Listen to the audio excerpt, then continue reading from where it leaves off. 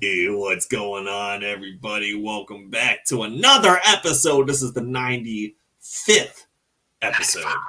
95th episode of your favorite nerdy podcast where we talk about everything pop culture, but especially comic books, movies, and anime. That podcast being Comic X Weeb! Ha! Ha! Ha!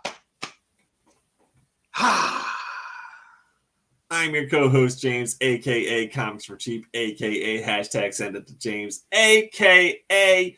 gimme them chicken wangs. And I got my co-host here with me. It's your boy, Chris, a.k.a. Come on, Dino. Hit me with the music.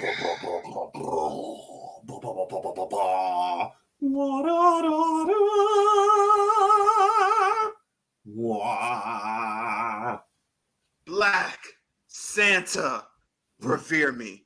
AKA, right. It took like an hour and 30 minutes for me to get those wings, and AKA.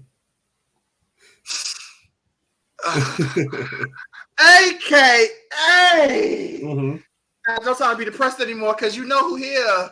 Super. That's right. Gold. Who's that? What? Uh-huh. What? Water. Sponsored by nobody. We still don't got no gosh diggity darn sponsors, but I'm telling y'all it's coming. We got some good looks at the booth. I'm telling you, man, I'm pretty sure I saw somebody who was, in charge of Manscaped. I'm pretty sure I saw another person who was in charge of Brave Shadows. I saw some people, and they were looking at us, man.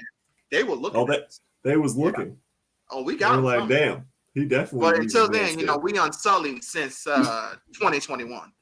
That's right. Hit that like button for us, whether you're live or on the replay. We appreciate you guys hanging out. We're actually moving our podcast night to Wednesday, so that's why we're here on Wednesday instead of Tuesday. We just have other scheduling stuff going on Mondays and Tuesdays now. So now our day is Wednesday for the time being. So we'll be here every Wednesday going forward at 9 p.m. Just chilling, talking about your typical, nonsense, nerdy shenanigans. That's what we do here. We usually kick it off with some sports. So what do we got sports-wise this week, Chris? We're going to kick this off with the homie James Harden. I'll repeat. Okay. Let me say this again. James Harden, the beard. Okay. So my man was at an event in Tokyo, and or at least it was Japan in general. He had the mic and he was like, Del Murray is a liar, and I do not and will not play for the organization. Let me say this again. Del Murray is a liar, and I will not play for this organization. He's talking about Del Murray being the general manager of the 76ers, the team he is currently on. Sure. And he's saying he's not going to play for this team anymore. Okay. What's up, Street Food is good. What's up, Norm? I'm hoping everything's still good with you in Hawaii. Just real quick to interrupt you. Sorry, Chris, but apparently the island of Maui, he was telling me, is on fire. Oh, crap. A lot of fires going on. So I know he's not on that island, thankfully. So he's okay, but I just want to make sure he's still okay. I mean, it'd be pretty badass if he was up there and he still had time to watch us. You know what I'm saying? Fire right in the background. He's like, you know what? Priority. He's like, this is Hawaii. This is every day. Exactly. You got super cold. If I need to, I'll come over there and cool everything down with the That's bar. Right. Cool it on that. That's right. How we do it, baby. But Mr. Harden is going crazy. Here's the thing, James. Harden has no leverage here. I know Harden can do that magic trick where he put on that fat suit and force his way out like he did in Philly. Like he did in Houston, like he did in Brooklyn. Okay. It don't need to happen here because here's the thing too. Del Murray loves James Harden. Yo, CT in the house. What's going on? How you doing? What's good? He loves, and I mean loves James Harden. This man made an argument why he thinks James Harden is better than Kobe Bryant and Michael Jordan. That James Harden is the greatest player of all time. He's not. No, he's not. He's honestly, he's not even the third greatest shooting guard of all time. That's probably Dwayne Wade. So he's like fourth, fifth, maybe. So no. But He says Black Santa and the Jolly Green Giant. That's right. I am the Jolly Green Giant. You are correct. That's right. Get it straight. Get it straight. So the situation comes down to, here's the leverage Harden. Definitely with the new CBA, it's a little thing in there that is two things in there. One that's notable that everybody, well, if you read the CBA, you know, and the other things like a little hidden one. One, if James Harden, every game James Harden missed, he will be fined $389,000. God damn. Like every game he missed. I don't know if that's worth it. That's crazy. There's also another little detail that's been put in there that if James Harden goes down this path, they actually have the right, like an NFL thing, next year, they can stop James Harden from being a free agent. Oh, that's Charles. Sorry, I didn't know who it was. Yeah, I knew it was Tyson. Oh, okay. I didn't know. So sorry, go ahead. He is now in a really, like, he doesn't have the leverage here, and he opted in instead of, he could have been a free agent, but he opted in to his contract for the 1 year, thinking he was going to get traded. So he wants to go to the Clippers. Bro, what are they giving back to get you? I'm not trading you to them. So here's my thing. If James Harden will be fined if he doesn't show up or whatever and play. But can he just show up and like half-ass it? He can if he want to, but like as bad as a look that's gonna be. And one, professional athletes say it all the time. If you're it's like if you're trying to avoid an injury, like if you're half-assing it, you're gonna probably get yourself hurt.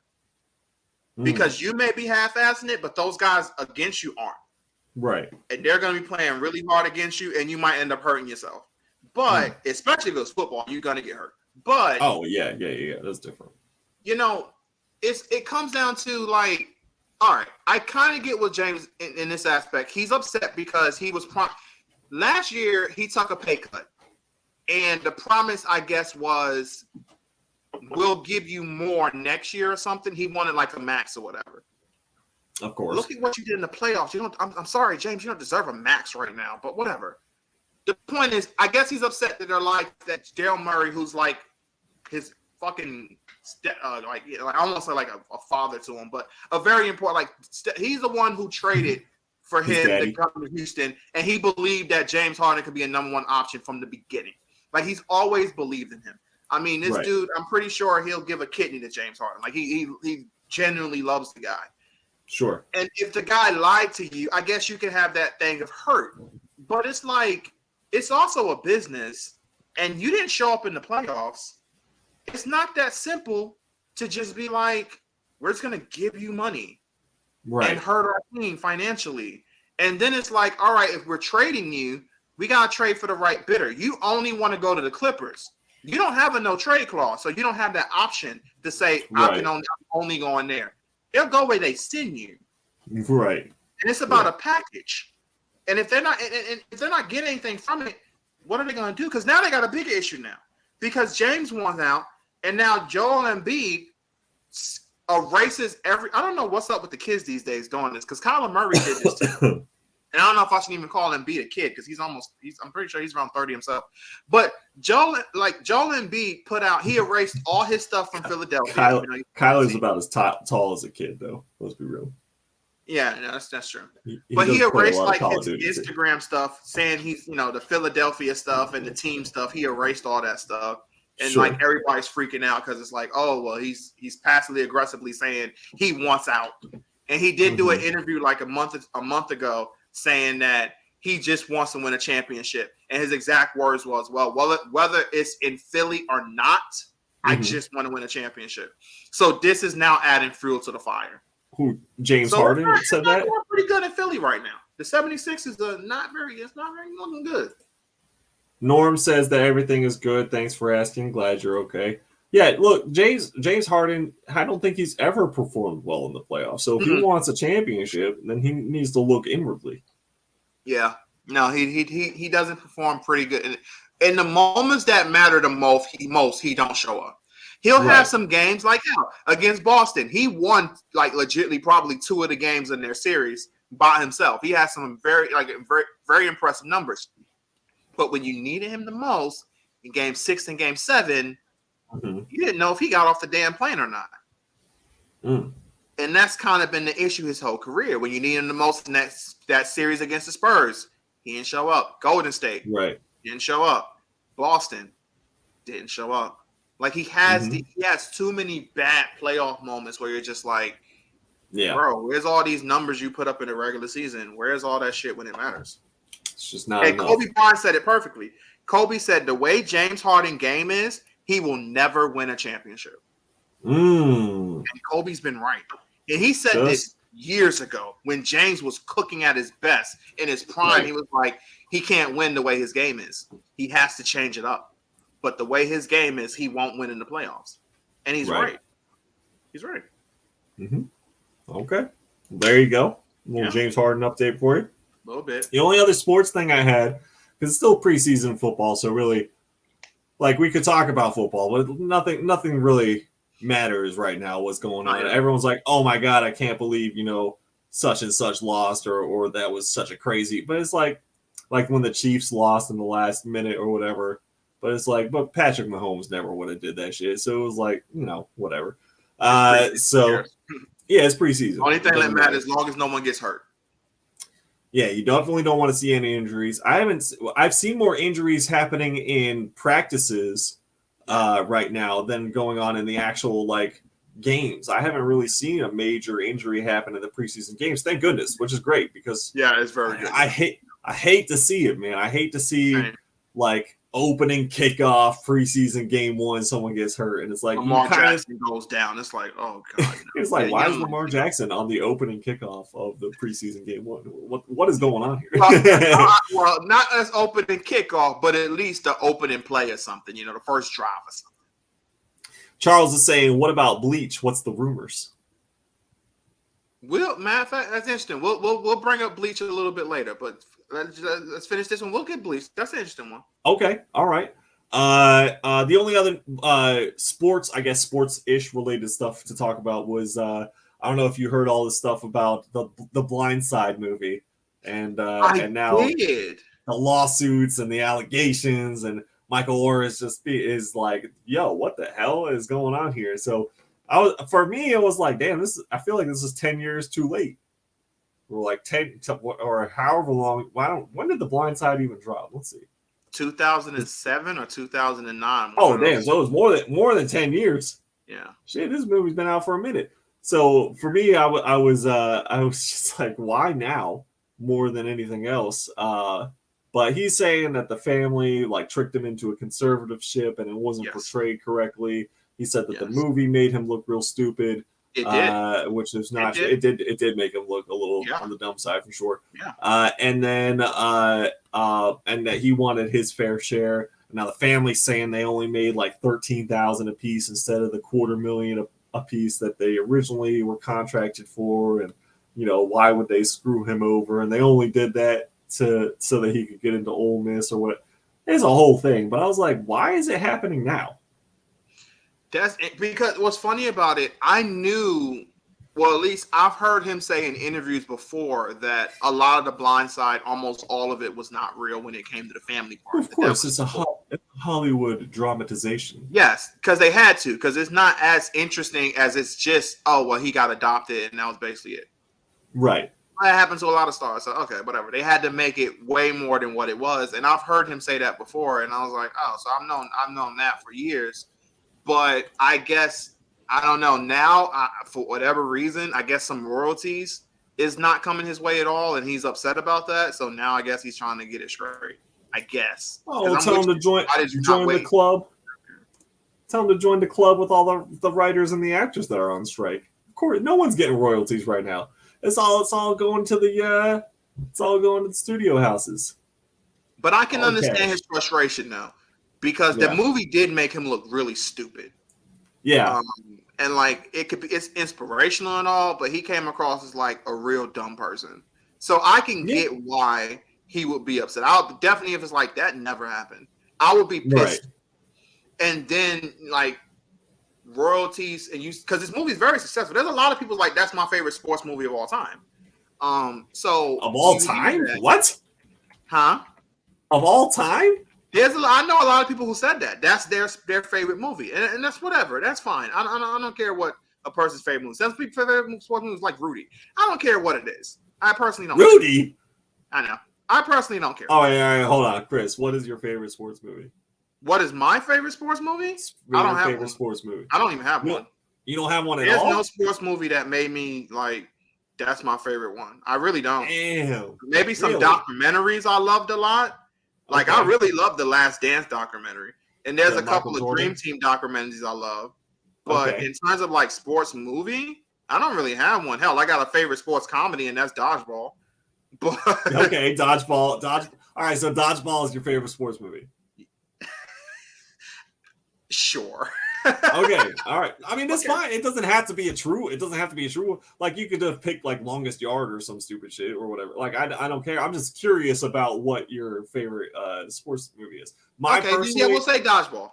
Okay, Dodgeball. All right. So mine personally is, although I do love Dodgeball a lot, it's not my all-time favorite. I'd say the one that I've watched the most, which would then therefore make it my favorite, is Remember the Titans. Yeah, and that's fair. And that's a good movie too. That's a bomb movie. Yeah. Super solid movie. Yeah, super solid. I'll put like whenever I'm in a hotel or something, I'm scrolling and that movie's on. I'll leave it on. I've went to watch it. I'd say at least once or twice a year I'll watch that movie. Yeah, there's nothing wrong with that. Like there's other people who they sit in the hotel and they pop on Misty Stone or something. You know what I'm saying? It's all good. That's why we're not sponsored. But I just be flipping through the porn channels at the hotel. You know what I mean?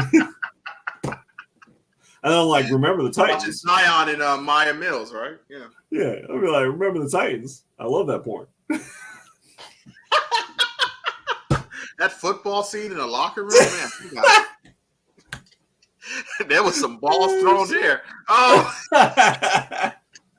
But no, like to end it off, I understand why he's upset, but I'm with you. He probably should have went to this argument way earlier, but I get why he's upset. I will say that for sure. Like it is. No, I definitely understand it. It's just I was so confused by the timing of it because I was like, this just seems late.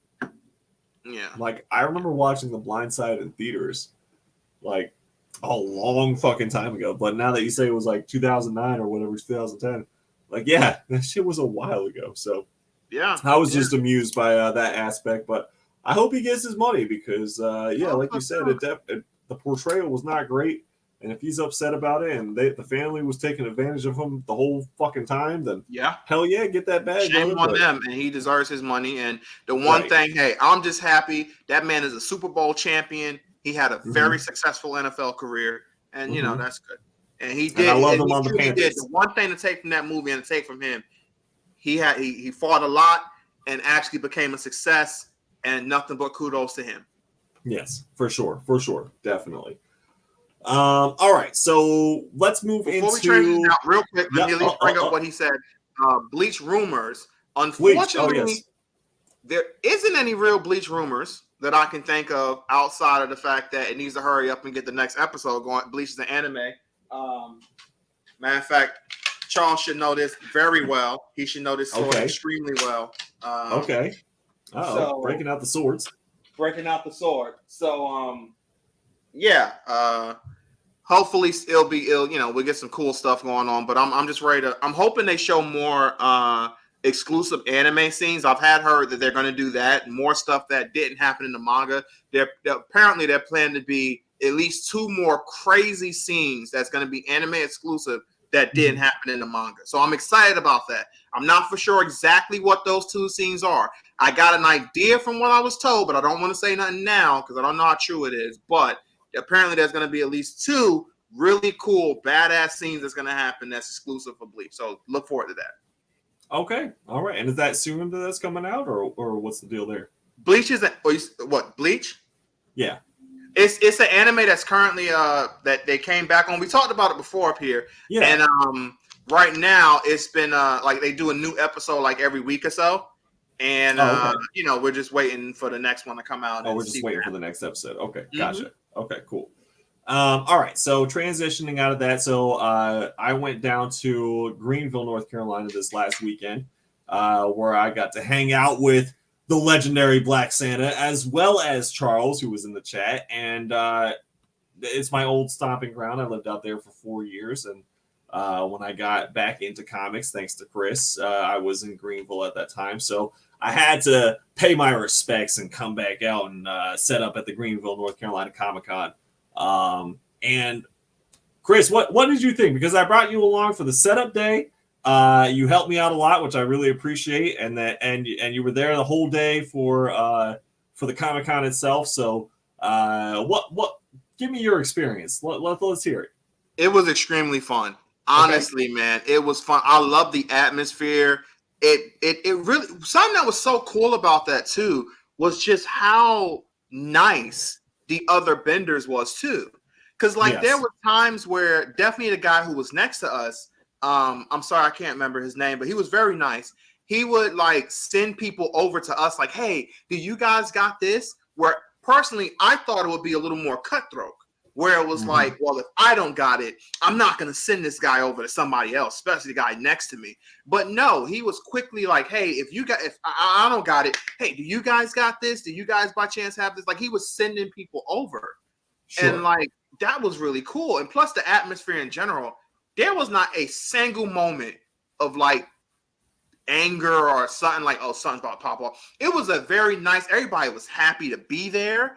Everybody had a good time. We got a good laugh at somebody who was dressed as, I think, Optimus. I don't even know what he was dressed as, but he couldn't get through the door. It was some Transformer where his wings, like his whole suit was huge, but his wings were just so enormous that he couldn't even fit through the doors to get back out of the building. Yeah, no, that was fun. Yes. Yeah.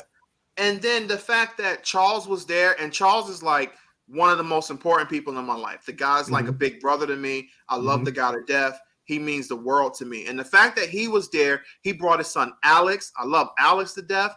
And Alex had a wonderful time. He enjoyed himself so much. And that stuff like there is like, this is what this is about. Bringing people together, just having a good time, having people dressed as characters, and we had a little show or whatever. Harley Quinn showed up like 6 or 7 times. James was the whole damn time. No, calm down now. I knew where. Who was it? Was it Poison? No, it was Poison Ivy. It was Harley. Yeah, it was Harley. I knew where one of them was. Yeah, it was Harley. And them cheeks. No. Oh, that's right, because of the cheeks. That's right, the cheeks. No. But seriously though, like everybody was just, it was just a great atmosphere. And honestly, we was there from like 7 to like 5, but it went by. It was no time at all where it ever dragged. It just went by in a fun, flashy way. And I just had a ball, man. I learned a lot just looking and watching how Dino does his stuff. I learned a lot just sitting there and watching and helping out where I can. And it was just awesome, man. I had a wonderful time, and I can't wait to do it again and go to more shows like that. Like I haven't had that much fun at an event, seriously, since, it's been 6-7 years. Last time I went to an anime convention up in Tokyo. It's been a long time since I had that much freaking fun at an event. And I had so much freaking fun, man. That's awesome. That's good to hear. So I'll be back there in April, hopefully, if I can get a spot on the Geektacular roster. But for sure, the next time that the Greenville Comic-Con comes up, because once you do a show, you get priority for when they do another one. So I will definitely be back for that one. And hopefully, I can be back sooner for the Geektacular. But yeah, so thing I love about Comic-Cons, and I love that you brought that up, is that for the most part, everyone's going to be kind of on the same side of trying to get the customer the book that they're looking for.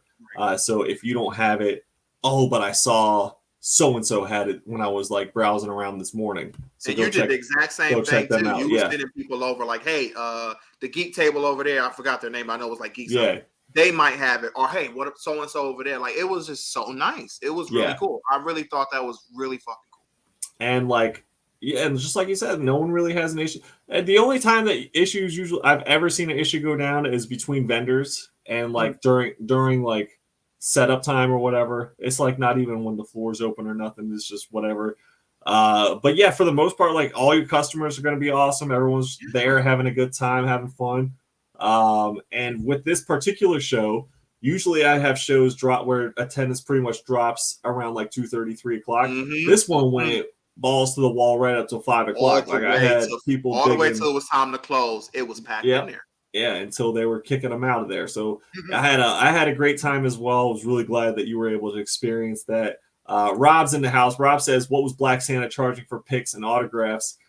An arm and a leg, my friend. That's right. That's right. Yeah, he was there. He was, he was there. He was getting out the pictures, the autographs, everything. Someone did take our picture though. I have no idea who the fuck that was. I don't know who that motherfucker was. Yeah. Hey, Charles ended up being in it too. Yeah, he was there too. He's I was like Charles, get in here.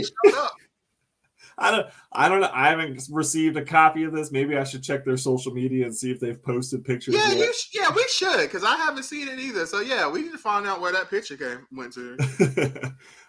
Street Food says, James, if given the opportunity, who would you interview or bring in as a guest from the comic book industry? Ooh, that's a good question. That is a good question. I don't know who I would like to sit down and have like a one-on-one with. There's so many people, honestly. It'll be a 2-on-1 because I'm being in it. Or two, you know what I mean? A figure of speech one-on-one. But yeah, I really honestly, I don't know. I don't know. Would you have someone, Chris, that you would really want to have an interview with? God, oh man. Unfortunately, obviously, it can't happen because he's passed away. I would have loved to have a one-on-one, like a 2-on-1 interview, like me and you interview Stan Lee. That would have been. Just listening to Stan, of course. Oh my God, that would have been awesome. Phenomenal, right? Yeah, for sure. Yeah, I mean, Stan is the ideal, like, who you would want to talk to, because you wouldn't even have to ask much, and he would just go on and on. He would go on and on. I think it would be like, because I feel like that would be like the most funnest and like energetic interview that you could have had. Because some of the other guys I could think of could be interesting, but I feel like they would hold back a little bit, or it might not be as fun for the start to finish. But I feel like Stan would have been like from start to finish, just great stories, great attitude, and it just would have been. It would have been fun, and we would have easily been able to be like, "Hey, can you say something in a Stan Lee type way?" It would have been awesome. It would have been freaking great. I would pick Todd McFarlane, but in his hungry years. I don't want to interview him now. I want to interview him in his humble years. Yeah, I was thinking him too, but I felt the same way. Like right now, I don't know. I don't know, dude. Like I've watched stuff with him now, and he's just angry or something. He's just so full of himself these days. Yeah. It's just like, bro, like you're good, but goddamn, like chill out, bro. Yeah. You see, like his latest thing. I think I told you, or maybe we even mentioned it here, where he was like selling garbage. Like that's literally he cut up pieces of his booth from San Diego Comic-Con and sold pieces of his booth. It was just like I feel like that's such a I'm to be honest, I feel like it's an asshole thing because people like you're gonna have those types of people that's gonna buy it. Yeah. And I feel like that's not and he's like this is a game changer. I'm revolutionizing the industry. It's like you're selling garbage, bro. That's what I'm saying. Like it's garbage. What are you talking about? Revolutionizing. Yeah, stop it. Come on. So maybe Todd in 1987, but not Todd now. I want hungry Todd, but Todd that's full of himself. I'm not as excited about. So, but yeah, I mean, other than that, I don't know. Some of my Jack favorite, Kirby would be interesting. Yeah, if he was still alive too, Kirby. No, Kirby, I'm thinking of people like that. Like, yeah, Jack Kirby would. Kirby was really like, I mean, he was typical like New York, no nonsense. Yeah. So I don't even know. Like, we would. He wouldn't be one that would keep the conversation going. We would have to keep the conversation going because that's exactly why I'd be interested. Yeah. Because Jack Kirby wasn't taking no shit for him. He was like, but thinking about people like now, yeah, you're right. It's kind of hard to really like. Yeah, I mean, Jeff Johns would be cool to talk to. Yeah, I mean, maybe Frank Miller 30 years ago before he got all crazy and racist. That would have been interesting. But yeah, I don't know, dude. Like as far as for an interview, like I don't know. Yeah, they're famous, but we shouldn't like worship them like celebrities. It's just. I mean, on an anime aspect of it, I would love to. Big shocker here, Akira Toriyama. Oh my god, I Okay. would love to do an interview with Akira Toriyama. I would love it. He's the creator of Dragon Ball, and just listen to the Okay. fact, like all my questions would boil down to like how true, like well, at least one of them, not a lot, because you don't need to be more than one, but it would be like the fact that you've inspired so many creators, like My Hero Academia talks about how like the creator there, he talks about Dragon Ball. Like Akira Toriyama Okay. inspiring him. Naruto, Heavenly, the creator of that, talked about it. Mm-hmm. Bleach, Kubo. Ooh, Kubo will be somebody I'm gonna like interview too from Bleach. But he created Bleach. He talks about like, and the fact that like how would he feel about that? Like, and obviously he's gonna be happy about that, but also like just his impact on all of anime, because like Dragon Ball is the king, and it's like power scaling in general started really from Dragon Ball. Power levels that you still hear in gaming and every other anime really started from Dragon Ball. Like I would like to get in his mind on those kind of things and those kind of questions, and hell, just tell him how he inspired me and stuff. His is like Goku and Vegeta, those anime characters inspired me myself to have that Okay. kind of attitude they have, and just like stuff like it would be. I think that'd be just a fun, interesting interview to have with him too. That would be pretty cool. Okay. Yeah, definitely. Vinyl Dragon in the house. What's going on, bud? He says, "What is up, my friend? Santa, if you're in danger, please use the distress gesture to the camera." So the whole time that we were in Greenville, he kept asking if Chris was in danger. I'm not sure what was going on there, but I think it because became very recently he amusing. saw what happened and the hat had to be thrown in the situation that happened up in Alabama.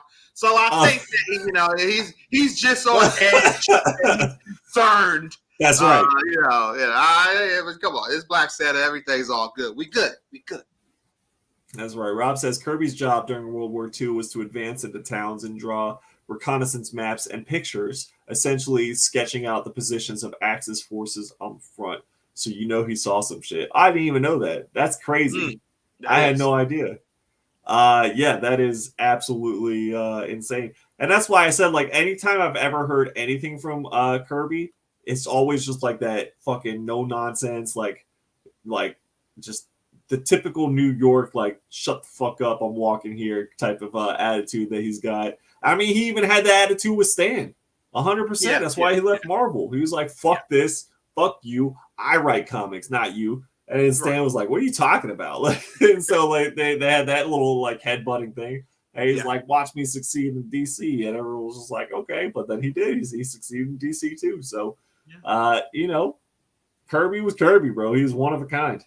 And that's the thing, man, about all of us New Yorkers in the grand scheme, because I'm still not used to like sometimes how nice some people are here, and just like how nice you have to be at times, especially on your job. But like that stuff, I'm still not fully used to, because it's like there's times I'm walking and it's like, "Hi, how you doing?" It's like, I don't fucking know you. Hey, fuck out of here. Okay, so the one thing I cannot get used to, and I don't think I ever will, and there's been a couple of times where I had to like catch myself, because like people here are touchy. And like somebody will come up to you to ask you something, they'll like touch your shoulder or something, or just touch a part of your body. And I'm just like, I will look literally at where they touch, and then I'll look at them and they're like, oh my God, I'm so sorry. It's not me trying to be like mean. It's just like, why are you touching me? I would never walk up and touch a stranger. No, never. And like, I'm not, I can't get, I even had like a lady like walk up and touch me on my ribs, and I'm like, bitch, no, like don't I don't know you, like don't touch me. Right. Like I can't get used to that. That's something I have not. I don't think I'll ever get used to that. I don't know if that's a Southern thing or what. It's just certain people, man. It's just like why I could never, just like you said, I could never imagine myself going up or touching someone. But I don't want to talk to nobody anyway. If I'm out in public or whatever, if I'm doing whatever, see, like even before I was married or whatever, I'd be at a bar. I don't want to talk to nobody. You know what I mean? Right. I'm here to drink my beer, and I'm here to watch a game or like play darts or whatever with my buddies that I came with. Don't fucking approach me and talk to me about some shit. You don't see me walking across the room talking to you. Fuck out of here. Right. You know what I mean? Like, I'm a little different if it's a bar, even though, Black Santa may not drink, but if, picking up some women, that's a little different. But it's just like random strangers walking up to you and touching you.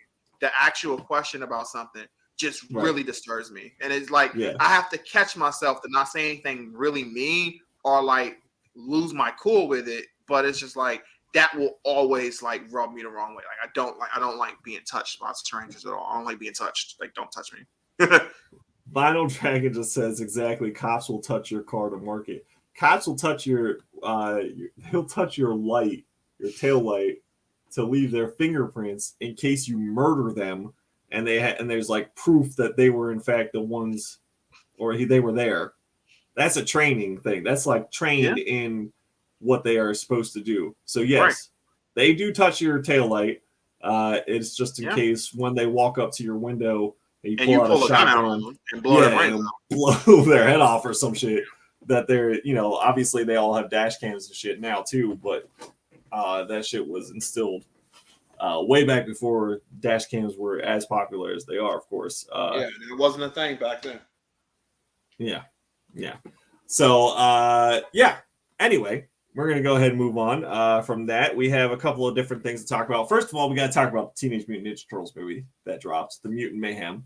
I don't know if you guys have seen it. If you have, go ahead and let us know what you thought. But Chris and I loved it. And the only reason I'm speaking for him is because I know he loved it. Oh, man, it was so much fun. I love the animation of it. It was so different. It was refreshing. The cast was just star-studded top to bottom. Every name you recognize, which was ridiculous and crazy. We didn't even know a lot of people even in the movie. Yeah, what they did this like little I guess Seth Rogen did this like little preview or whatever before we even watched the movie, and he was just going over the cast, and I was like, holy shit, I had no idea it was this fucking star-studded. Star-studded. Yeah, crazy. It was so good. It was funny. It used humor in the right moments and had heart as well. And the story, I mean, they did change the origin up a little bit, but who cares? Whatever, it's fine.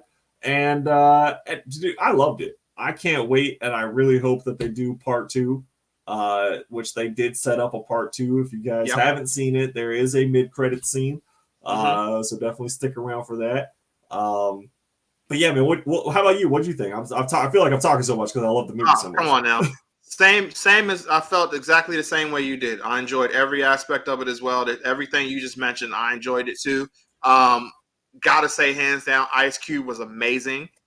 Everybody else was good too. Don't get me wrong. There really wasn't anybody who got screen time who was trash. They all played their roles great and did their job extremely well. But Ice Cube definitely stole the show. He was just freaking. He was hilarious. He was funny. Yes, he get that serious gangster in him when he need to. But it was really, really surprisingly, like, me and James thought it was going to be all right. But we thought it was going to be like more of like a little hokey, a little whatever. Yeah. But it was really, really solid. Like, and they even had some scenes where you wouldn't think they would fully go into it, but they did. So yeah, I definitely hope there's a part 2. And when it comes to the whole origin thing, I always look at it like this, for me at least. There's different versions of these characters. So this is their origin story. That doesn't take away from the other origin stories, and that doesn't mean those aren't canon anymore. They still aren't. Right. It's just this is this version, so there's no need to really get upset about that because it's different turtles. It's different kind of situation. These turtles came into existence for these specific reasons. It's different. Right. Only in anime where I really can get a little upset because it's usually one person writing it, and then it usually becomes a complete retcon. Then it gets frustrating. But in a situation like this, there's no retcon. This isn't changing the other turtles' origins. Those are still the thing. They don't change anything whatsoever. Like, for instance, we'll be talking about Ronin later. The origin story for those original turtles are still the exact same, and it's not this one. So don't no need to get upset about that. It's all good. Just enjoy it. Just enjoy it. It's something new. Have some fun with it. And if you go in there with a good attitude, you're gonna love it. You're gonna be laughing way more than you thought you would be. Because that's what happened to me and James. We was honestly, yeah. I was chuckling quite a bit. I was like, damn, this is actually hilarious. And like they just the random like quotes that they drew from and like that definitely went over kids' heads. Like, you know, they don't know what Ice Cube's talking about. He's quoting his old NWA lyrics and stuff. Oh my god, dude, this shit was so fucking funny. And then the soundtrack on top of that was like phenomenal. I feel like every song that they played. Yep. I was just like, I can't believe this. That rap type soundtrack, and it's coming really good. It's working out really good. And it was. I mean, there wasn't just rap music, but there was a lot of rap music in the soundtrack. But every song that they played, I was like, oh, God, another banger! Like, I can't believe that they're playing just like good song after good song after. I was like, I can't believe this is all in a Teenage Mutant Ninja Turtles kids movie. This is crazy. Yeah. When they played some Old Dirty Bastard, I was like, oh my God, what is going on right now? Indeed. Rap may have been like the main theme, but it had so many other good songs, like you said. And it was just good. It was a good freaking movie. You should go out and go see it if you're really on the fence of it. Honestly, I would say wouldn't be a worse thing to go see. Please see it so we get part 2. Please see it so we get part 2. That's what I have to say. Because I want part 2 so bad. You know, I need to see how it's doing in the box office right now. So Mutant Mayhem box office is currently at let's see. As of August 14th, so as of 2 days ago. Yes. It has grossed a total of 96 million, so it's about to cross the 100 million mark. Mm-hmm. You know what the not budget terrible was for it? I do not know the budget. Let's see. The budget was 70 million plus advertising, I'm sure. So I mean they're technically over their budget, so they're in the green. But it's just going to be up to, I guess, the studios about how far into the green. How high it really goes, to green light that part too. But I really hope that they do because, dude, like, my gosh, I hope so. Yeah. Golly, no, it was good. It was a surprisingly good. Yeah. Speaking of surprisingly good, we see Blue Beetle is opening up this Friday? ? Yeah, I think this Friday. Okay. And so far it's at an 88% positive, which is not terrible. As far as like, you know, Rotten Tomatoes goes, it's just critics only, so people have seen it on the pass. And and Final Dragon says, bro, now the guy at QT had the Turtles movie in 4K. I mean, bro, he's not wrong, man. You go to a certain barbershop, bro, your local barbershop, your local black barbershop, and bro, you'll definitely have the Turtles up in there banging and everything. Everybody, you know, talking about sports and watching some Turtles. There you go. That's right. You're like, how'd you get this? And we're like, don't worry about it. Yeah, don't worry about that. Why you asking questions? You a coach? Yeah, why you asking questions? You trying to get the shape up or what? Oh yeah, I'm trying to get it. Sit down and get your hair cut. Yeah. 4 hours later, like, God damn. I was trying to get a 20-minute cut, bro. What the hell's going on? How it take 4 hours to do this shit? I'm white. I'm white. Yeah. It ain't even that hard to cut my hair, bro. Just come on. Right. Didn't even do much. Yeah. Like, what did you even cut? I don't even see any hair on the floor or nothing.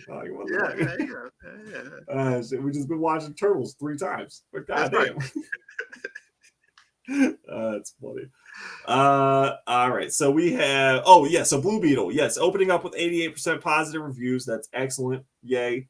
Now we'll just have to see how it translates into box office sales. Yeah, we'll actually see when it's actually out for the public to really watch and see if it don't get turned, like shredded apart, or if it's gonna do well. I mean, I know DC's hoping. They're like, damn, we need at least one right now. Yeah. They need something. They need some cash in the bank. Because I'm pretty sure that last successful superhero movie is probably the Batman. The Batman, yeah. And then before that, probably Joker. Yeah, before that, probably Joker, yeah. So it's been a little while. It's been a couple of years, right? So they want something.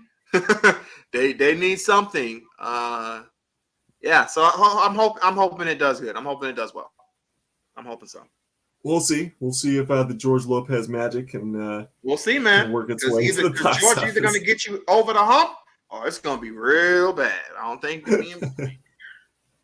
Oh goodness! All right, we have a couple of trailers. Before we do that, let's keep DC real quick and talk about Dwayne. Yeah, we are talking about DC a little bit. So we got to talk about before we hopped on here. We just watched a quick little clip where Kevin Hart was interviewing Dwayne The Rock, although he's dropped The Rock, Dwayne Johnson, and just kind of asking him about why there wasn't going to be more Black Adam.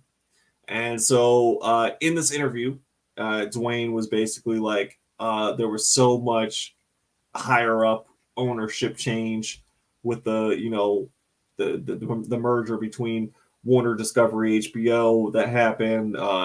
Certain other people put in place. James Gunn coming into the picture, although he didn't name him specifically.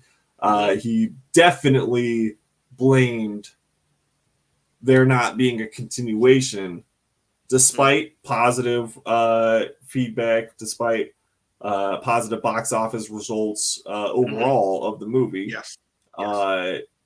Basically, he said it's their fault that we're not getting more Black Adam, and that I'm not going to be Black Adam anymore. Didn't really cast himself into the blame too much in that interview, but I can understand. I wouldn't really do that either. I don't know. For me, I didn't enjoy the Black Adam movie that much, so it was just kind of like, meh. Like that for me, it's just like you don't get another Black Adam movie because the first one fucking sucked. Put me to sleep, and I haven't fallen asleep in a superhero movie since Aquaman. You know what I mean? So yeah, well, we'll transition over that in a moment, won't we? But when it comes to that, so one of the biggest things I talked from that before I get to the actual thing was what was very interesting to me, and I think you'll find it kind of funny too. The actual funny part of it. That's one of the very few conversations you'll see them have where they're not going at each other. They actually had a conversation where not one point in that conversation where they took a shot at each other. Where they were ragging on it was an actual conversation between the two, like a legitly talking question answer kind of thing. Right. Well, you don't really see that much on TV or screening things. They're usually jokes in between those conversations, or it's just flat out jokes at each other. Right, so that was nice. But as for the one thing I will agree with The Rock on 100%, the Japanese missing out on that hurt. Missing out on the China part, that hurt. The China part, right. Yes, because if they would have had that would have definitely boosted it more. Yes. So missing on all of that hurts a lot. He said it would have boosted box office by at least 100 million. I don't think he's wrong. Right. I don't think he's wrong at all. So that does hurt. And that's something that I feel people don't look at all when they just look at the numbers. They don't really bring that up much. And that's something that should be at least looked at. How crazy is it? Mm-hmm. Like we say it just like, oh yeah, it didn't go to China. But how crazy is it that we live in a world where a whole ass country will just be like, nah, your movie is not being played here. Because of one person, right? I don't remember why they were mad at that one. Wasn't it? I know there was. I don't know if it was just outside of him, but the dude who played Dr. Fate. Oh yeah, Pierce. And I know he was one of the reasons. But if he was the only reason, then it was just him. Damn. Because China has done that before, where it's just been one person and they block your whole crap. So if it was just him, then damn. So Rob says that Barbie just topped The Dark Knight as Warner Brothers' highest grossing movie of all time. Barbie just passed $1 billion. Round of applause for Barbie. First woman-directed movie to gross $1 billion. But we called the success of that movie. We did. Right before it dropped. I mean, summer movie, family movie, bring the people. But hey, $1 billion right now in the box office is smoking. So it's doing something right for sure. Now, unfortunately, we're going to get a whole bunch of fucking spin-off, sequel, Mattel, whatever. Are you gonna have Ken? He's coming. Only thing we fucking need is He-Man out of all of that. Like, let's just chill out and just give us a good fucking either Thundercats, Master of the Universe. Give us something like that. Thundercats. Oh, that's right. That's really all we need on that. But they're gonna get into whatever. We're gonna get like a fucking Connect 4 movie for all we know. Yeah, we'll see. But hey, props to Barbie for the billion. Rob also says The Rock needs to man up and just say that the Black Adam script was terrible. But again, I don't think it was a terrible movie. I didn't have problems. I took it for what it was going to be. It has bad pacing. Things are rushed for sure, but I didn't mind it. It had action, and I know The Rock really cared about the character. He was passionate, and it just it didn't work out. And again, financially, it wasn't like it was a giant flop. He is correct when he says there was outside things that he could not control that stopped it from being even more successful. Like, again, the China stuff. So at least put the whole thing in perspective when you look at why it failed. Now, that being said, The Rock does need, and again, like James said, it wouldn't have been like the smartest thing for him to completely bury himself in the interview. I wouldn't do that either. But there is issues that The Rock has done. And there has been a lot of reports that came out. The Rock was definitely trying to like overstep his boundary on this and kind of make this movie like already spin-offs and already things of like The Rock against Superman and all this other stuff before this movie even got out. So there was a lot of things The Rock was trying to do behind the scenes and take over full control over everything.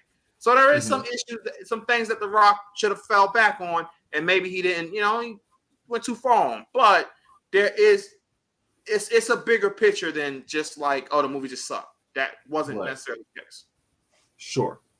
Desired Comics in the chat. What's going on, bud? Nigel, I got to meet Nigel up in New York for New York Comic Con. Great dude. So appreciate you dropping a comment. Yes. But yeah, it was a clusterfuck in like you said, there were multiple reasons why that movie just kind of imploded, so to speak. Yes. We just got to move on at this point, I guess. Rob says, after the Rock interview, the power move for James Gunn would be to cast Kevin Hart in the reboot Black Adam movie in the new DC universe. Yo, how funny would that be if that actually somehow happened? Like, Kevin Hart end up getting a role in like some new Black Adam movie that James Hart's doing. I think that would be absurd. That would be absolutely absurd. I ain't even gonna front though. If I was The Rock, the friendship would probably end. I'd be like, are you serious? Are you fucking serious? Seriously. I might have to look at it. Lord. Okay. But oh man. But I guess with that, we can transition into your boy, Aquaman. Okay. Yeah. So I was saying, I fell asleep during the Black Adam movie. And the only other superhero movie I've fallen asleep during is Aquaman. And difference between Aquaman and Black Adam is that Aquaman actually grossed $1 billion as well. So speaking of grossing $1 billion, Aquaman as well. But for the life of me, I really don't know how Aquaman grossed $1 billion. Mm-hmm. You could just be like, oh, Jason Momoa. Love Jason Momoa, blah, blah, blah. It's like, okay, so like, you're telling me that he grossed $1 billion just so they could see Jason Momoa shirtless? Like, is that the reason why Game of Thrones was so popular? Like, you got to see Jason Momoa shirtless in the first season? I mean, there was a lot of sex in that show, and people do bring the sex up. Yeah, well, he raped Daenerys like twice in the first season alone. But it's just like, I won't bring it that part up, but damn, I guess there were some like uncomfortable rape scenes in that first season, bro. Yeah, I mean, that is realistic for that time zone. He was doing the one. He was the one doing some raping. So I mean, that time period, that is realistic. So the dragons were pretty realistic too. So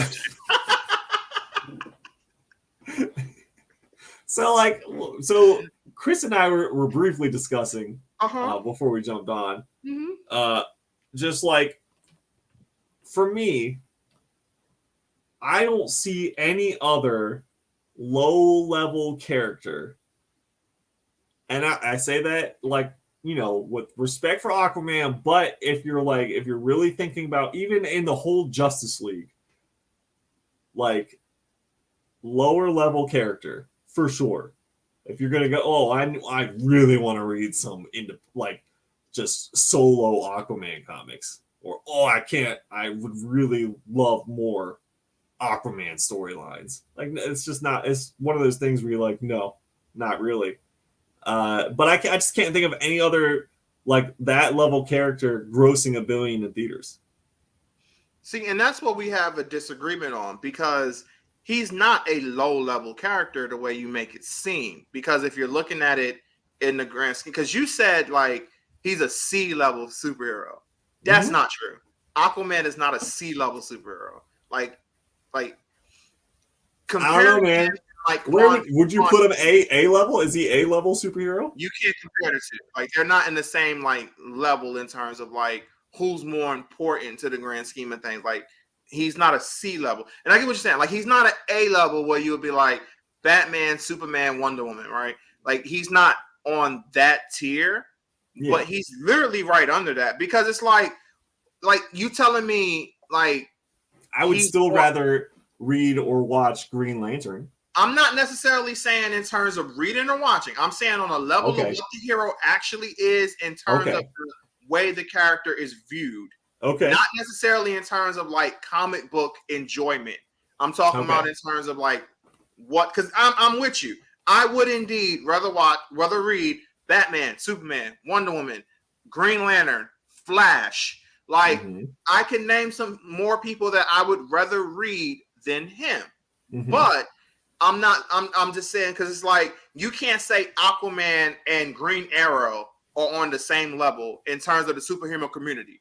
In terms of the superhero community in DC, Aquaman and Green Arrow are not on the same level. I mean, Green Arrow is another one where, like, I mean, they even make fun of it in shows and stuff where they're just like, why are you here? Right, but he still has a huge face in the superhero community, though. Of course. Like, but every major story, that's the thing. Like, every major story, Green Arrow's still there. Whether that means getting his head blown off or he's dying or whatever, he's still involved. Where a lot of other heroes, you don't even hear them. Like a lot of the Flash and Green Lantern biggest moments, Green Arrow was there. Yeah. So it's like in the superhero community, he's still highly ranked. Not necessarily saying like if a big event happens, we need to call Green Arrow. No. We need to call like Batman. We need to get Superman out here. Where's Wonder Woman? Like, we need them. Yes. But in the community, that's what I'm saying. In the community, I would say Aquaman is higher ranked than someone like Shang-Chi is. Where Shang-Chi, he did train a lot of people that people don't really understand. This dude trained, like, a lot of Spider-Man's best moves came from Shang-Chi training him. Like, a lot of stuff people don't understand and know. But that's not the point. He's still not viewed that highly. So, like, when his movie came out, and I enjoyed this movie even more than the Aquaman movie. I enjoyed this movie a lot. 100%. When his movie came out, I praised him for raising a superhero that you don't hear much about in the grand scheme of things. And they did a good job making him come across as one of the most powerful guys in the MCU right now. Like, he's a powerhouse. Where you're not saying that in Marvel Comics. You're not saying Shang-Chi is one of the most powerful guys on our team. Like, that's just not true. Right. So that's what I'm saying. That was my argument against that. But you are correct. In terms of comics, you're going to read a lot more people before you want to read Green. Right. More likely. And like, if you're talking about power scale, obviously, I mean, you brought up the point where in Flashpoint, he goes to war against Wonder Woman. Wonder Woman really has to finagle her way around a victory there. Yeah. But I mean, not to mention, I mean, he flooded a whole country. He's drowning. He's killing thousands of people. You know, I'm not saying he's not powerful. Right. But if you put him in like the danger room, let's just say you put him and Wonder Woman in the danger room where it's just a dome cut off from anything. You could even give him the trident, but then Wonder Woman has to have her bracelets. She's killing him. Dauntless. Wonder Woman is flat out in 2 seconds slicing his throat. It's not even a fight. It's not even a battle. She's taking that. You know what I mean? Yeah. So it's like, for me, it's like you would, if you put him against some of the like lower tier, like maybe Shang-Chi, or I feel like Shang-Chi would last a little bit longer. You know what I mean? I don't know. I'm just saying, like, just like no water, which I mean, I know that takes away a huge chunk. I was gonna say, you gotta be careful, because if you take too much away from him, then it's like, well, then it's no point, because then he's not being able to do what he. It's not him. It's like, again, as a power scaler. Again, no, I get what you mean though. If you're just flat out taking away the powers, yes, then it's a different story. Because Shang-Chi is a better fighter than he is, but as a power scaler, you still have to power scale them towards their best attributes to truly say who would win the fight. So that's all I'm saying. In that aspect, yes. But no, I get what you mean though, because you're kind of right. If you take like hand-to-hand combat, Shang-Chi gonna kind of work him a little bit. You know what I'm saying? Yeah, I mean, he might not win, but he's gonna put up a fight. And so Rob says, "Wait, are you talking sea level or are you talking sea level, like the ocean?" Yeah, it's cool. It's the good dad pun that we needed there. It's just tough because it's like, you know, some shit's going down in Gotham City. You know, the Joker's causing havoc. Batman ain't getting on the phone and be like, you know who I need right now? Aquaman. Yeah, he's gonna call Superman. If he need to call somebody, he usually calls. If he need to call someone, he's calling Bruce or he's calling Diana. And it's just like, but like, when does Aquaman get called? We got you don't usually we got a boat out in international waters. Aquaman. Yeah, Superman will show up, Diana will show up, but you don't really see Aquaman showing up. So that's what I'm talking about when I say I can't believe that this movie grossed $1 billion, because it's like, when do we need him? You know what I mean? Like, half the movie took place. When do we need him? Like, yeah, he's powerful, but like, what? Like, all right, there aren't many super villain hideouts chilling, you know, hovering above the Atlantic Ocean. Didn't the Legion of Doom used to have their shit back in the water back in the day? Did they have it like underwater or something? Yeah, back in the day. Yeah, I feel like there was some cartoon. The old cartoon. Yeah. I know what you're talking about. Yeah. But like, come on, rationally, you gonna build that shit? Like, but remember. Meanwhile, in the Legion of Doom. Yeah. But like, rationally, like, you know, you're gonna build this like Megalodon lookout, like you see in that fucking movie, that Jaws bullshit movie, Megalodon. So you gotta build some shit like that for the Legion of Doom. Yeah, of course, just call Aquaman. He's gonna come right through. But that's it. And then Aquaman's like, "Did I do a good job, guys? Did I do a good job?" And Batman's like, "Shut the fuck up, bro. Go back to yours." Shut the fuck up. But that's all I'm saying. It's just like, I was just so flabbergasted by the numbers of Aquaman. It just doesn't add up. It doesn't make sense to me. I feel like the Justice League animated series is what really turned Aquaman into like a badass, honestly. Because like that series turned Aquaman into like this more like a beast. He ended up losing his arm and he got the hook. And like the Justice League animated series made him a real badass. And you started to see that Aquaman used more than the pansy Aquaman that we used to have. Yeah. Like they just kind of changed it around, where they was looking at this man as if he was semen. Like they changed it around. So yeah. Rob says that the Legion of Doom at HQ was in the swamp. I knew it was some kind of something water based. Yeah, he can still mess with that. He's in the swamp. Yeah. Oh, well, then again, I guess we call Swamp Thing, huh? Yeah. So you know what, Aquaman? Go back to the fucking ocean. We got Swamp Thing. Right? We got Swamp Thing. Yeah. Chill your ass out. Yeah, Swamp Thing versus Aquaman. Who you got? Swamp Thing. Yep. Legitly, honest to God, Swamp Thing. Yeah. Swamp Thing's like. So really what the fuck are we doing with Arthur, bro? I'm just saying. Why is this dude going to the billion? That dude is a monster. Yeah, he's killing Aquaman. Yeah, I got Swamp Thing. Yeah, for real. Fuck Aquaman, bro. I don't know what the fuck. And they talk about Aquaman too. Get the fuck out of here. We don't need this shit. What the fuck?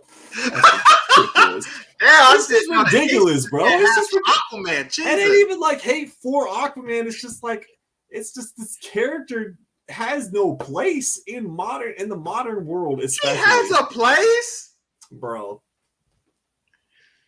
Send Aquaman to fight the Russians, bro. Like on the coast and shit. Like that's about it. That's about it. Take out some submarines, Thanks, Aquaman, for your service. Here's a medal. Whatever.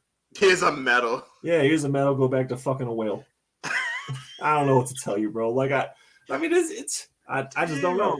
I mean, I know they make fun of it so much in The Boys, too, with the Deep.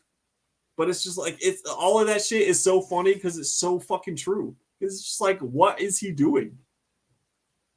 What do we really need him for? So what you're telling me is now I got to send you some Aquaman shit to read, right?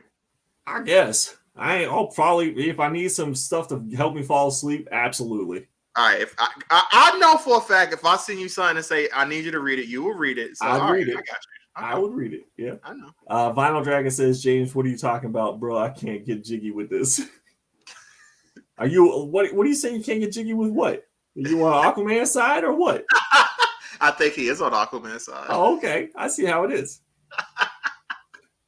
No, I don't know. I just had to say that because we were talking about, I mean, as far as like Black Adam, I feel like Aquaman probably should have grossed the same as Black Adam did. Like, I really just don't know why it was so successful. Like, I would guarantee that if they did an Aquaman 2, that it would not be as successful. I mean, we supposed to be getting an Aquaman 2, so. Well, we'll see. Yeah. You'll hear. And remember, they even said himself, this movie is going to play a huge role in whether he's going to still be even playing Aquaman. I know he wants to play Lobo anyway, but they did say this is going to play a big role on whether he's even going to stay as Aquaman. So, right. Okay, we got a couple trailers. Yep. And then we're going to call it. Yep. But let's go ahead and load one up, and then let's do this. We're going to start with the TMNT. Oh, shit. Hold on. This Ronin game TV trailer. I actually have not seen this, so I'm excited. Either. I'm going to let it run real quick. I'm going to use the restroom, and I'll be right back. So we're just going to let it run, and I'll be right back. All right.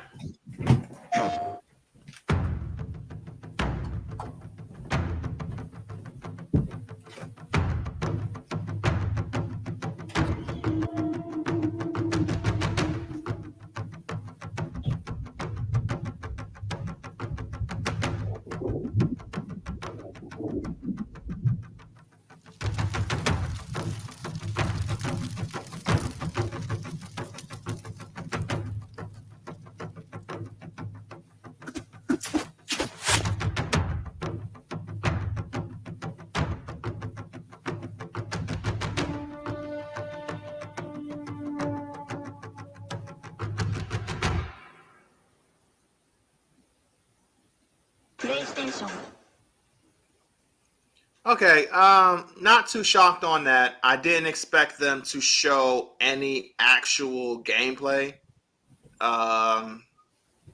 So this was more of a thing to get everybody hyped up and ready for the game to actually come out.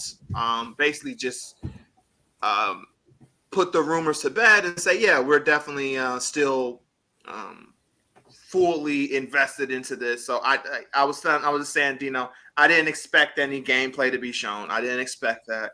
Okay. And they didn't, and I didn't expect that at all. I didn't expect them to show anything like that. I knew it was going to be more. Definitely, it's only like 40-something seconds, so I knew it was going to be more. It's a teaser, just letting you know, yeah, this is coming. This is the plan. We're invested. We're going to be, got more for you later, But I'm excited for it, and I mean, the story is dope. They're talking about it being like a God of War type gameplay, and I would love to see some actual, like what you were saying, gameplay footage of it. And now that I have a PS5, I'll actually be able to partake and play the game. So that's exciting. Yeah. Or I should say that Alexis has a PS5 that I borrow occasionally. Yeah, you'll probably play more than her. It's her, yeah. Well, when a game like that comes out, I'll definitely probably play more. Probably when Spider-Man 2 come out too. Oh yeah, the Spider-Man 2 game I'll definitely be on top of. I need to get the first one. I played the Miles one. That was dope. You should get the first one. I need the first one. Yeah, you should get that. Yes. All right, so we have one more trailer, and that is going to be the Tekken trailer that you wanted to go ahead and have a show. Yeah, I want you to see it. For Raven, right? Mm-hmm. Raven, okay. Yeah. Quote the Raven, nevermore. Yeah.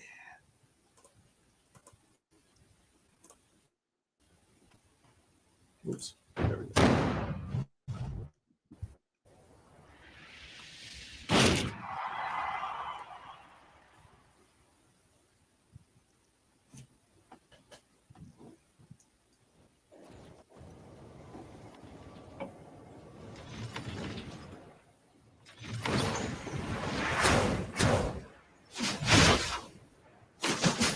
Witness the results of my training.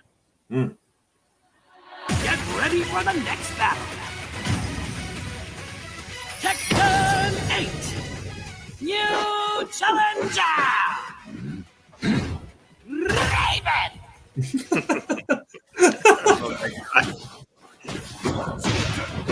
I saw that.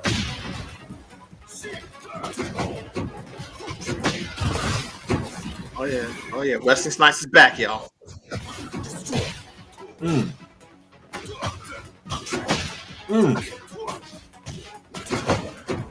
That juggle. Non c'è spazio per I dilettanti. It's not over yet. Nice.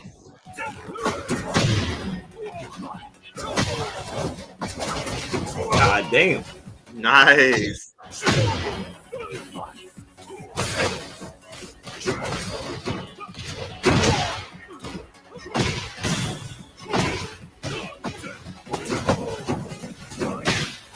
Damn.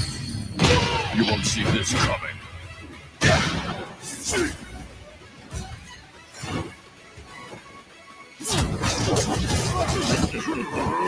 Go to hell. Nothing personal. Go to hell.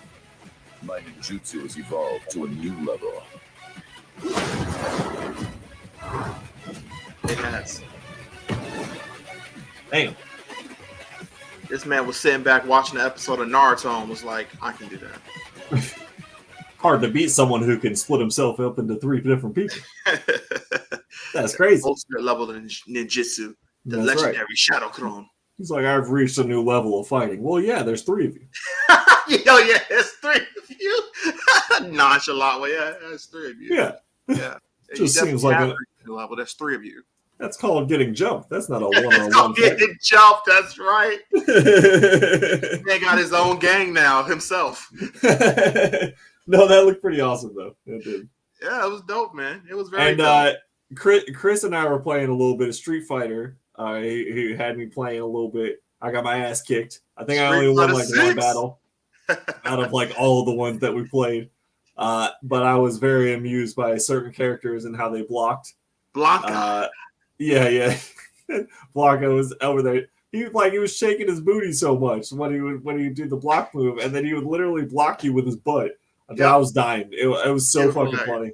I was like, I just need this the whole time. I just need. I don't even want to fight no more. I just want to be blocking moves with my butt cheeks. Yep. There you That go. shit was absolutely Buns of hilarious. Yeah, Buns of Steel. That's right. He ain't skipping like that. That's for sure. No. But yeah, no. That the gameplay looked pretty solid. What'd you think? Yeah, it looked really good, man. Tekken is just looking great in general, and I'm hoping it is as fun as Street Fighter 6, because obviously that was fun. Me and you was playing; it was so much fun. But Street Fighter 6 is just a fun game in general, and I'm hoping Tekken 8 is just as fun. It's looking like it's gonna be fun. These characters, every time they reveal them, they're showing all these cool stuff and everything. The announcer guy's like the greatest announcer for any freaking fighting game I've ever seen. Like, I love that guy right now. Like he's just been great. I'm gonna be sad when they're finished revealing all the characters. I'm not gonna hear this guy anymore. Right. Yeah, no. But no, that Raven looked pretty good, and it's looking good, looking solid. Good. All right. Is there anything else that we got for this week? Nah, man, I think we're good to go. Other than it was just again, James. Thank you for coming down. It was much fun, brother, and so much I can't fun. wait for the next one. Yes, hopefully the next time I'll be there. Like I said, hopefully I'll be down there in April for that Geektacular show. Otherwise, I guess he does. I guess Sherry does that show every August. So I'll have to see when the next one will be. But I'll definitely be down in Greenville because, like I said, that was third best one-day show that I've done. So it's absolutely y'all are starving out there for some comics. Out there on the coast, so there's not a lot of comic shows out there. I mean, there's the Greenville, there's the Geektacular, that's the one that I went with you when we just went shopping that one time.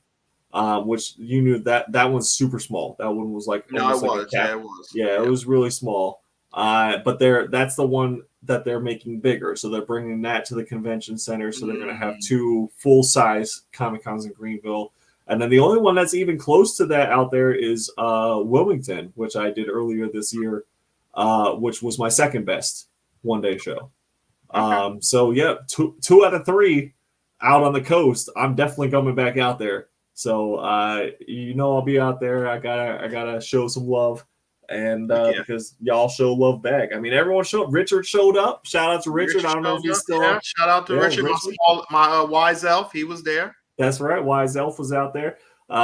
Some other people that we used to work with showed up. I mean, shit, it was definitely popping out there. So I was happy to see the love and support of just people coming to the show that I used to live. Like I said, I used to live out there, obviously, 4 years. So it was good to be back and made me miss the town a little bit. Right. Yeah, just seeing everything and how much has happened in the few years that I've been gone. Right. Just like stuff like that giant bank that I have bro, that was like the most wild shit. I told Alexis that. She was like, wait, what? I was like, yeah, I don't know who's banking there. But that shit looked like Scrooge McDuck himself. It's Mr. Beast's private bank, bro. I'm telling you. It's just gonna have his money in there. That's it. Nobody else allowed in there. As well as it's gonna be the secret hideout for notorious stuff to happen. It's like 3-story. Yeah. Looked like the Taj Mahal. Bank. I'm pretty sure it had a moat. You had to. You know what? I'm gonna hit y'all in on a little bit of a secret. There's a little bit of a secret. Yeah. That place is also going to be the home of the Legion of Santas. We need to be that big. Yeah. Gotcha. I knew it had to be a villain hideout. There's no way that it's just a regular ass bank. No, it is. That's like there's the Bank of America that's by me in Gaston. Mm-hmm. When I took Justin there one time because I had to get cash before we went to a show, he was like, "Why does this bank look like a whole ass plantation?"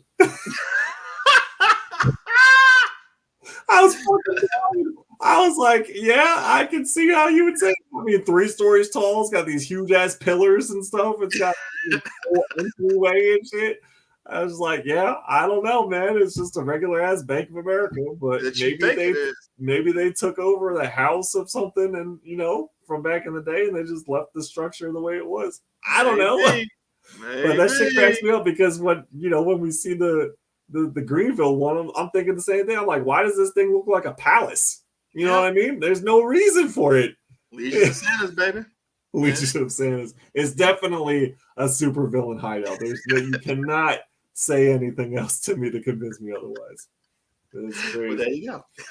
All right, guys. We appreciate y'all. As always, if you're still hanging with us, hit that like button for us. We appreciate Smash it. If you're on the replay, thanks for watching. We're doing Wednesdays now for the foreseeable future. We're going to be Wednesdays at 9 p.m. Yeah. So thanks for hanging. As always, stay villainous and fuck the fantastic.